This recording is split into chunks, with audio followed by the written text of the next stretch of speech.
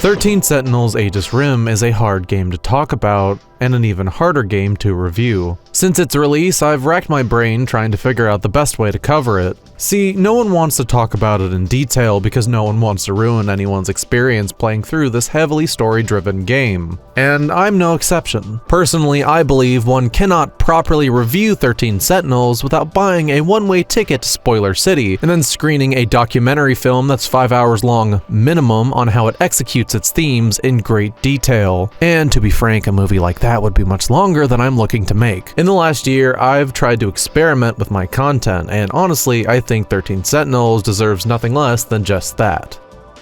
So I'm not going to review it. I'm going to vibe check it. In this video essay thing, I'd like to highlight how the intricacies of its writing and mechanics are used to efficiently convey deep, personal emotions to the player. The journey of 13 Sentinels is the best part of it, one that, frankly, resonated with me more than the destination. It never made me cry or feel that much emotion, but I was invested enough in how the story was told that I couldn't put it down. George Kamitani, the writer and director, crafted a dense and tightly knit sci-fi tale that could have only been told in this specific medium. His work should be viewed as an achievement, and while I have reservations with the conclusion, I can't deny how well structured the game is as a whole. Oh yeah, it's also important to mention that I was provided a review copy by the publisher 4 hours before the game launched when I had already bought it. I wanted to take my time on this though, so I could approach 13 Sentinels on my own terms. The first thing that sticks out about this game is the art direction.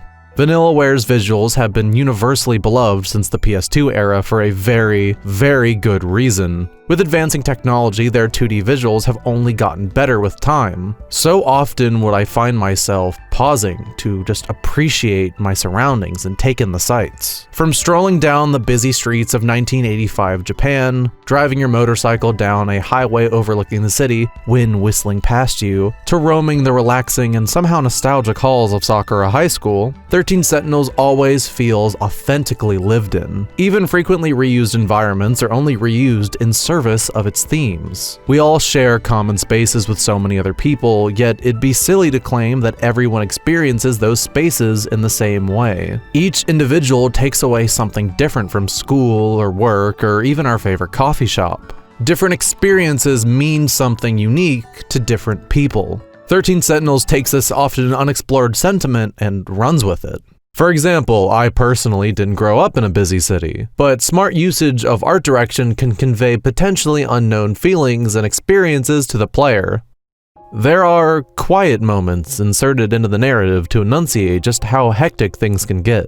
Amaguchi's lonely apartment lit mainly by the dim light of a CRT, or the Karabe household with food so well drawn that it can make you salivate. These areas convey feelings to the player immediately without the need for words.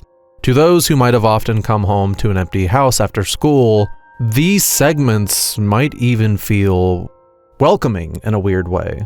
Despite these parts focusing on long-running, dramatic plot threads, one look at Karabe's full dinner table instantly filled me with a sense of comfort. Like with movies or books, detailed food can often enrich the world building of a video game. Look at this video of Ichiban eating bread in prison from Yakuza Like a Dragon. If this doesn't make you feel imprisoned, then I don't know what— yeah, that doesn't work, cut this. I'll use 13 Sentinels' most popular example. Before playing this, I had no idea that yakisoba-pan was a thing, or that a culture could take something as simple as noodles and bread and make it look so mouth-wateringly delicious. Thanks, 13 Sentinels. Now I want to ruin my diet with carbs on carbs. One of the protagonists, Takatoshi Hijiyama, enters the story as an outsider to what the residents of 1985 Japan consider modern culture. Spending months living homeless in what is essentially a new world, he chances upon this simple dish while on the brink of starvation, and this discovery leads to him thinking about it quite often throughout his story chapters. While someone could confuse his obsession with this food as amateurish writing,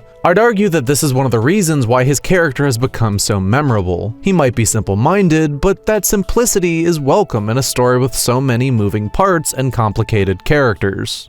Another reason is that he and his love interest, Tsukasa Okino, exist as surprisingly solid LGBTQ+ representation for a medium that tends to struggle with it. They were some of my favorite characters. I hope they get married one day. I stan. Hijiyama's conflicted romantic feelings and his value of food makes his smaller scale struggles, at least in comparison to the overarching alien invasion story, so endearing to us. Food means something to him. It represents his acceptance of adapting to his new environment. Have you ever moved or taken a vacation to a new city? You might notice a few similarities with where you come from, but the culture of that little society might have some big differences. For example, did you know that in Maine, they sell red hot dogs? Stuff like that stands out to me to this day after visiting family there for holidays as a child. I mean, they taste like normal hot dogs, but they're red. Everyone says they're better, and I don't really get it, but you kind of just nod your head and go along with it so your family doesn't get mad at you. My point is, the visual aspect of Hijiyama's favorite food being drawn so tangibly, along with the rest of 13 Sentinels' food-focused scenes, helps immerse us into the lives of the teenage main cast, even if we might not share all of their experiences or backgrounds. Overall, what makes the narrative so outstanding is not just the weaving of these small interpersonal conflicts with the ongoing sci-fi drama, but how it makes you live out these transformative days of their lives. I've seen people describe Remembrance Mode as a visual novel, and while I certainly think it takes inspiration from the genre, that label doesn't exactly fit. I think it's more accurately described as a side-scrolling, point-and-click adventure game hybrid. But the label itself doesn't really matter. What matters is that unlike many VNs, you have direct control of your characters. Yes, you'll be spending most of your playtime listening to dialogue and reading and hitting that X button, but the input offered helps immerse the player to an even further degree. 13 Sentinels is presented as a non-linear narrative, with everyone's story taking place at initially unknown points in the timeline. In other words, it's up to the players to piece together what happened leading up to the invasion. No sugarcoating it here. The pace at which information is doled out to the player is nearly perfect when you consider how many entry points there are to the narrative. Having said that, a bit of sugar is warranted. The stories play out as branching narratives, with an interactive flowchart to help you navigate the timeline. And you guys know how much I love interactive flowcharts. These segments are designed to be replayed, each continuing to leave you on an exciting cliffhanger. After restarting that character's story, whatever happened before that TBC will make an impact on the world. Some events at the end of a branch have the potential to lock a character's story until you fulfill a requirement, barring players from learning certain pieces of information too early. Sometimes this means clearing a specific event in another character's route, unlocking some mystery files, or clearing X amount of the RTS mecha battles. There's a balance to be made in your experience, with each of the 3 gameplay modes feeding into one another. Similar to the life of every teenager, hyper-focusing on one thing might seem like a good idea in the moment, but if you want to maintain a sense of stability, you're gonna have to learn to juggle multiple responsibilities at once. Everyone's roots connect in a way that kept me guessing, and there are even points where you get to see the same scenes from different perspectives. This is never intended to pad the length though. Those characters will always have their own struggles to reflect on, and seeing events from a different angle helps you understand what each character is going through. The lore and plot are dense. It drops you headfirst into one of the most complex sci-fi narratives with no remorse. Life is complicated, and those complications can easily shatter the fragile monotony of our lives, especially in our teenage years. We feel like we're in over our heads, expected to piece together why the hell it feels as if the world is constantly falling apart around us. To convey this feeling, 13 Sentinels illustrates it to the player through a puzzle spanning time and space. It's not impossible to solve, though, because it utilizes episodic story structure practically designed to be bingeable, which can help players retain crucial information better. In a way, it's kind of comparable to a Netflix drama, where at the end of an episode, you're often left with one answer and 3 more questions. Every night when I would log off after binging 13S, my head felt like it was crammed with the content of 10 textbooks. I got headaches playing this, the best possible kind of headaches. That's right, it was so engaging that I put my health at risk. Hey Atlus, I hereby give you my permission that you can put that on the back of the box for future re-releases if they happen. Headache-inducing is also a pretty good way to describe Destruction Mode's apparently divisive real-time strategy mechanics, at least to a newcomer. I'll be upfront here, I don't usually care for RTS combat. I enjoy strategy games, but prefer turn-based SRPGs like Fire Emblem and Final Fantasy Tactics. I bring my preferences up, if only to mention that 13 Sentinels, in my opinion, is the RTS game for people who do and don't enjoy RTS games. And for cheap clout, players who don't do well under the extra pressure that real-time strategy adds, me, or don't like strategy games at all, will still probably find aspects of the combat enjoyable. Alternatively, there's difficulty options for people who find normal mode unmanageable. Veterans of the genre, people who get invested in the battle system, or anyone who just hates themselves, can always turn up the difficulty to get more of a challenge. Again, as someone who doesn't like these kind of games, I find my initial uncomfort with these segments helped ease me into the shoes of some of the main cast. Not everyone is a soldier designed for combat. Many are normal teenagers thrown into this conflict for reasons beyond their control. They don't accept the fate they're dealt, but accept that they have to do something to change it. However, when met with intense adversity, we often reminisce to calmer moments in our lives. During many points, I was so invested with remembrance that I didn't want to advance through 13 Sentinels' present-day story and destruction,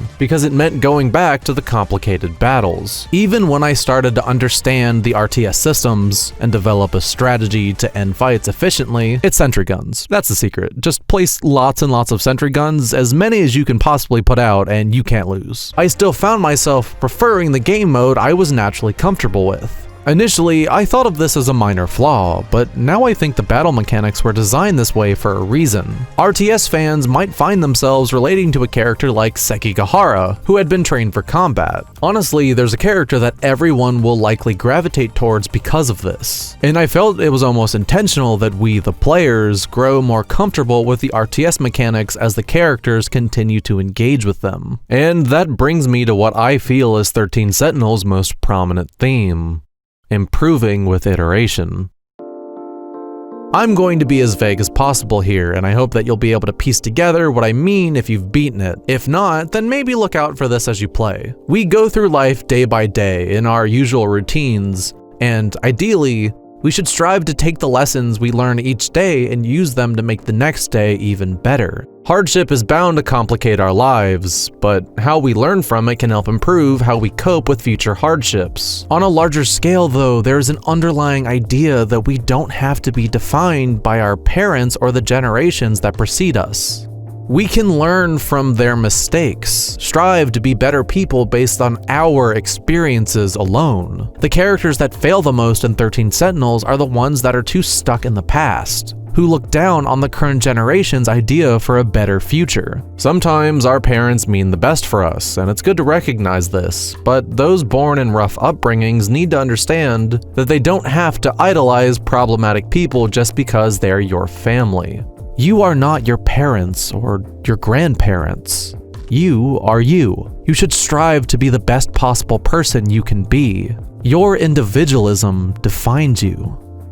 13 Sentinels Aegis Rim is a game I loved when I was playing, liked when I finished, and now appreciate in a new way upon reflection. Like I said, I have some issues with how it concluded, but overall, playing this was a 1 in a million experience and deserves just about all the praise given to it. It sets a new bar for adventure game storytelling, one I hope Vanillaware continues to raise with their next titles. In short, the story is complicated and the characters are relatable, but the vibes are what stuck with me the most. The destination is fine, but it's the journey that makes games like this so special. We're all going towards the same ending, but our journeys to get there are always going to be different. And it's that very journey of life we all need to cherish each and every day.